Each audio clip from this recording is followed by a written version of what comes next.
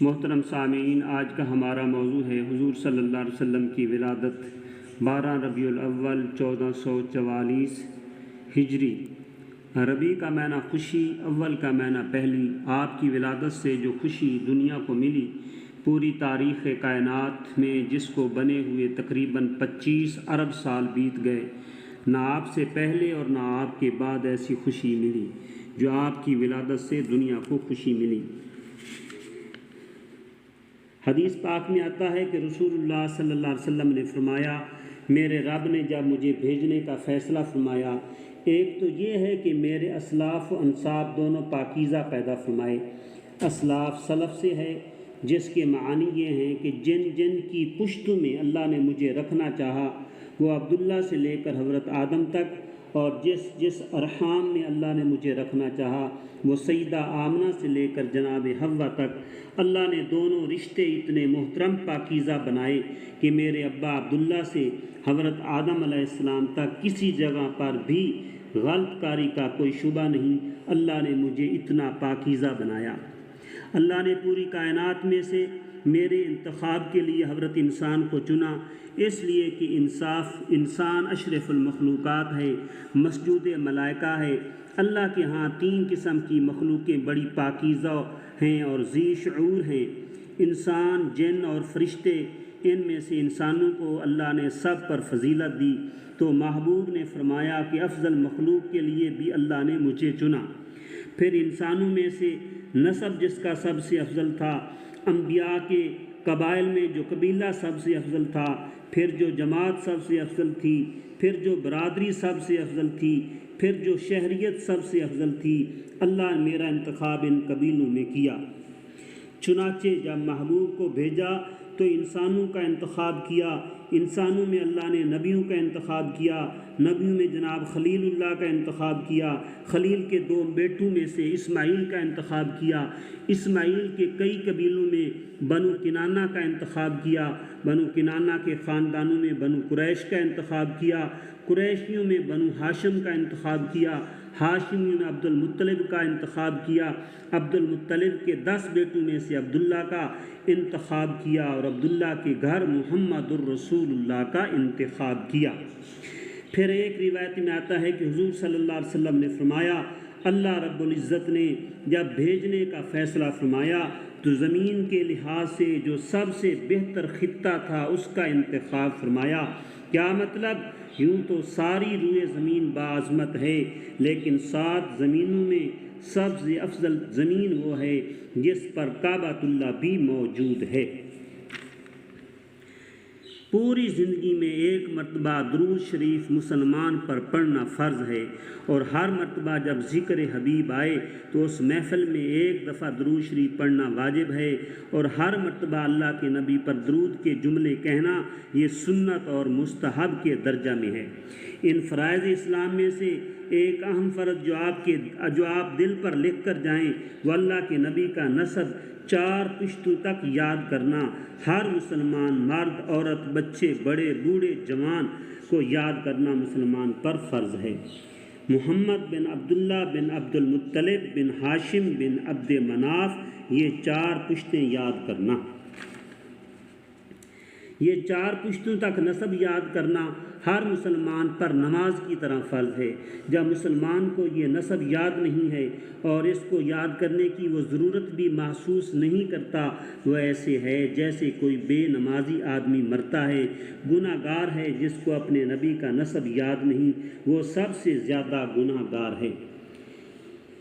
ایک حدیث میں آتا ہے کہ حضور صلی اللہ علیہ وسلم نے فرمایا، اور اس کو ہمارے شیخ حضرت تھانوی نے تفصیل سے نقل کیا ہے کہ اللہ نے جب محبوب کو دنیا میں بھیجنے کا فیصلہ کیا تو پوری کائنات میں سب سے پہلے روح محمد اور نور محمد کو پیدا کیا گیا۔ اس نور محمد سے مراد پیغمبر کی نبوت کا وہ نور جس کے نور سے پوری کائنات نے روشن ہونا تھا۔ اور یہ بات یاد رکھیے کہ رحمت کائنات کے نبوت کا نور اس سورج کے نور سے بھی زیادہ اہمیت کا حامل ہے۔ یہ سورج فانی ہے، نبوت کا نور ابدی اور آفاقی ہے، اس میں تپش ہے، اس میں نرمی اور ٹھنڈک ہے۔ یہ سورج جب پسے پشت چلا جائے، پہاڑوں کی آڑ میں چلا جائے، زمین میں چلا جائے، زمین کی پشت اس کے سامنے آ جائے، اس کا نور ختم ہو جاتا ہے، رات کے سناٹے اندھیرے چھا جاتے ہیں۔ محبوب نے 63 سالہ زندگی گزارنے کے بعد، اس جہان سے جانے کے بعد بھی پوری کائنات کو ایسا منور کیا ہوا ہے جس طرح محب دنیا میں تھے اور کائنات کو منور کیا ہوا تھا۔ نبی کے جد امجد جناب عبد المطلب کے والد جناب ہاشم ان کے متعلق آتا ہے، انتہائی وجیح الصورت اور خوبصورت جوان تھے۔ ان کی پیشانی جب وہ سورج کے سامنے آتے اتنی چمکتی تھی کہ پیشانی سے ایسی لائٹیں نکلتی تھیں جس طرح سے سورج کی کرنیں ہوتی ہیں۔ دنیا حیران ہوتی تھی، حتیٰ کہ ہرقل روم نے باقاعدہ طور پر جناب ہاشم سے ملاقات کے بعد خواہش ظاہر کی، میں اپنی بیٹی کا نکاح آپ کو دینا چاہتا ہوں۔ وہ چاہتا تھا کہ اتنا حسین آدمی میرا داماد بنے، کتنے خوبصورت انسان ہیں، لوگ ان کا چہرہ دیکھنے کے لیے آتے ہیں، لیکن اللہ کی تقدیر کا فیصلہ یہ تھا کہ جناب ہاشم نے کہا کہ بس اپنے خاندان کے وقار کے خلاف سمجھتا ہوں، اپنی مرضی سے کہیں پر نکاح کروں، جیسے ہمارے بڑے کہیں گے اسی طرح فیصلہ ہوگا۔ انکار کر دیا۔ ان کا نکاح اپنے خاندان اہل عرب سے ہوا۔ نبی کریم صلی اللہ علیہ وسلم اس طرف منتقل ہو گئے۔ اللہ نے اس نور نبوت کو جناب عبد المطلب کی پیشانی پر چمکایا، اور جناب عبد المطلب کہا کرتے تھے کہ جس وقت وہ نور میرے پاس تھا میں ان عجیب و غریب افعال میں سوچا کرتا تھا، بعض دفعہ چلتا تو بادل سایہ کرتے تھے۔ یہی نور جب جناب عبداللہ کی طرف منتقل ہوا، وہ نبوت کا نور کتابوں میں لکھا ہے۔ ایک شہنشاہ قبیلہ کی عورت جناب عبداللہ کو دیکھ کر کہتی ہے، عبداللہ میرا جی چاہتا ہے، میں تو اس سے شادی کرنا چاہتی ہوں۔ 18 سال کی عمر تھی، نوجوان تھے، اور کسی جوان کو عورت کسی قسم کی فرمائش کرے، یقینی بات ہے کہ نوجوان شرمیلا مزاج، پھر شریف خاندان، ایک باعظمت قبیلہ کا ہو، وہ اتنی جرأت نہیں کرتا کہ ایسے کسی کو جواب دے۔ جناب عبداللہ خاموشی سے سر جھکا کر گزر گئے۔ ایک مدت کے بعد جب نکاح حضرت آمنہ سے ہو چکا اور وہ ادھر ادھر منتقل ہو گیا، کتابوں میں لکھا ہے کہ اس وقت اس عاتقہ جس کا نام فاطمہ بن مرہ تھا، اس عورت نے حضرت عبداللہ کو دیکھ کر کہا، عبداللہ شاید تو نے مجھے بازاری اور آوارہ عورت سمجھا تھا، میں تورات کی عالمہ ہوں، انجیل کی حافظہ ہوں، آسمانی کتابوں کا علم میرے سینے میں ہے، میری کتابوں میں لکھا ہوا ہے آخر الزمان ایک نبی آئے گا جو مکہ کی دھرتی میں آئے گا، اس کی ابا کا نام عبداللہ ہوگا، اس میں یہ خوبیاں ہوں گی۔ میرا جی چاہتا تھا میں تو اس سے نکاح کرتی، میرا جی چاہتا تھا وہ بچہ میری وجہ سے میرے پیٹ کے ذریعے سے اس جہان میں آتا، لیکن وہ تیری پیشانی میں جو نبوت کا نور چمک رہا تھا، اب مجھے وہ نور نظر نہیں آتا۔ میرا اندازہ یہ ہے تمہارا نکاح کسی اور سے واقع ہو چکا ہے، بچہ ادھر منتقل ہو گیا ہے۔ اب عبداللہ اگر تم کہو بھی تو میں تمہارے ساتھ نکاح نہیں کروں گی۔ اس وقت محبوب اپنی اماں آمنہ کے بطن اطہر میں منتقل ہو گئے تھے۔ ہر دور میں پیغمبر کی نبوت کے نور کے آثار ظاہر ہوتے رہے، اور جب محبوب اپنی اماں آمنہ کے بطن اطہر میں آئے اور اماں کے پیٹ میں آنے کے بعد اس بچے کے وہ اثرات مرتب ہوئے کہ دنیا دیکھ کر حیران تھی۔ کتابوں میں لکھا ہے جس دن رسول اللہ صلی اللہ علیہ وسلم کی ولادت ہوئی، دو باتیں بڑی عجیب ہیں۔ ایک یہ کہ جس دن محبوب کی ولادت ہوئی، عرب کی دھرتی پہ 200 کنواری عورتیں جو جناب عبداللہ سے شادی کی خواہش مند تھیں، وہ ساری کی ساری صاحب علم تھیں، تورات انجیل کی عالمہ تھیں۔ ان کی تمنا تھی کہ آخر الزمان نبی محمد کی ماں بننے کا شرف ہمیں حاصل ہو، لیکن اس دن پتہ چل گیا کہ محمد رسول اللہ کے نبی دنیا میں آ چکے۔